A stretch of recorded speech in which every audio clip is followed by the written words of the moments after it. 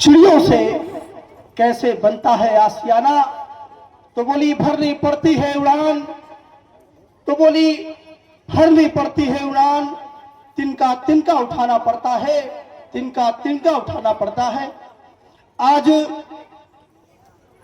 MGM public school annual day celebration and prize distribution ceremony के मौके पर मेरी हाजिरी हुई है।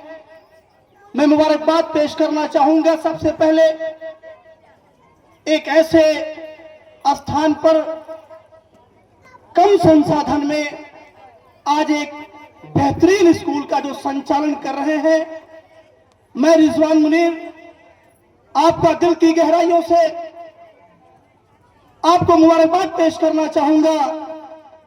इस विद्यालय के मैनेजर मोहम्मद खालिद काशमी साहब का कि यकीनन आप मुबारकबाद के मुस्तहिक हैं।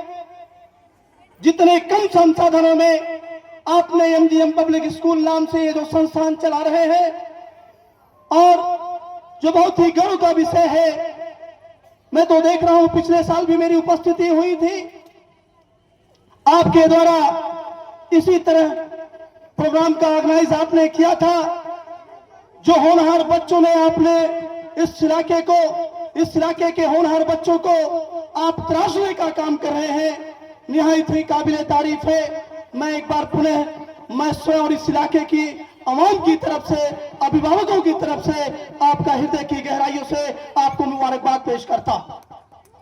आज इस एमजीएम पब्लिक स्कूल के कार्यक्रम में मौजूद बड़े भाई अलोता पब्लिक स्कूल के मैनेजर फैजान अहमद साहब और इस कार्यक्रम की का संचालन कर रहे छोटे भाई उमैर सुरेश साहब, इस विद्यालय की प्रिंसिपल शगुफ्ता अमरीन जी और इस विद्यालय के डायरेक्टर अब्दुल रहमान साहब और मेरे सामने बैठे मेरी पर्दानशीन माएं और बहनें, मेरे सामने बैठे इस विद्यालय के अभिभावक और इस विद्यालय के होनहार टीचर्स, मैं रिजवान मुनीर आपका हृदय की गहराइयों से मुबारकबाद पेश करता हूं।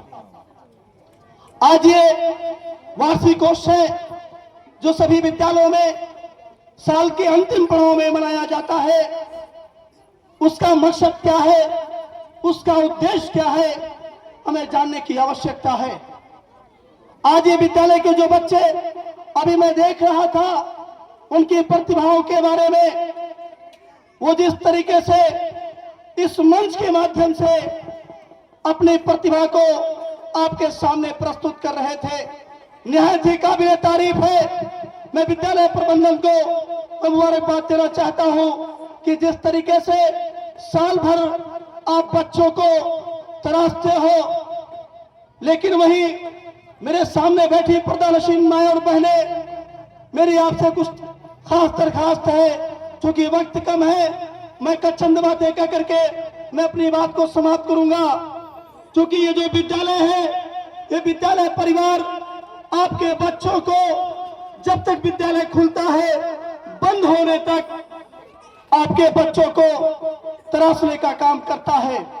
यह विद्यालय के टीचर्स हो, मैनेजर हो, आपके बच्चों को बेहतर से बेहतर शिक्षा देकर के उनको तराशने का काम करते हैं। लेकिन वही हमारी पर्दानशीन माएं और बहनें बैठी हुई हैं, हमारे सामने अभिभावक बैठे हुए हैं। आपकी भी जिम्मेदारी बनती है कि आपका बच्चा स्कूल में जब होता है, आप बड़े फिक्र से आप स्कूल में अपने बच्चों को तो भेजते हैं, लेकिन जिम्मेदारी वही समाप्त नहीं हो जाती। जिम्मेदारी आपकी वहां भी है जब आपका बच्चा स्कूल से आकर के अपने घर पर जब अपने बैग को रखता है, तो वहां से भी आपकी जिम्मेदारी शुरू होती है कि बच्चा जब स्कूल से आकर के जब बैग को रखता है, उसके बाद उसकी एक्टिविटी क्या है, वो क्या कर रहा है, किससे बातें कर रहा है, कहां जा रहा है, किससे मिल रहा है, यहां आपको गौर फिक्र करने की जरूरत है। आपको देखने की जरूरत है कि बच्चा जो विद्यालय में पढ़ करके आया है, जो टीचर्स उनको पढ़ा करके भेजे हैं, क्या वो बच्चा उसका रिवीजन कर रहा है या नहीं कर रहा है? आपको इस पर गौर फिक्र करना हो।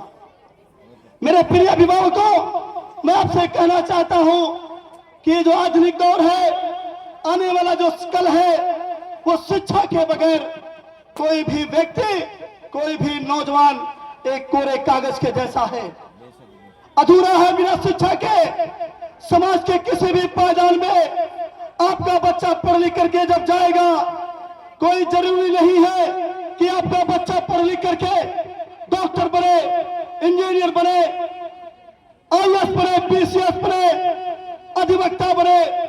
कोई जरूरी नहीं है कि कोई आपका बच्चा पढ़ लिख करके नौकरी ही करे।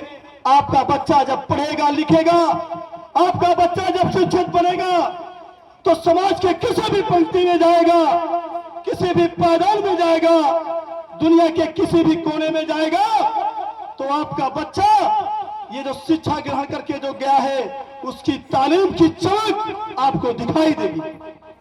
उसकी तालीम की चमक आपको वहीं से दिखाई देगी कि ये बच्चा पढ़ा और लिखा है, ये बच्चा शिक्षित है। इस नाते मैं प्रिय अभिभावकों, मैं आपसे कहना चाहता हूं कि आप अपने 2 वक्त की रोटी में 1 वक्त की रोटी कम खाना, लेकिन अपने बच्चों को तालीम से जुड़ना, कभी बच्चों को शिक्षा से मत मोड़ना, क्योंकि बच्चा यही आपकी पूंजी है।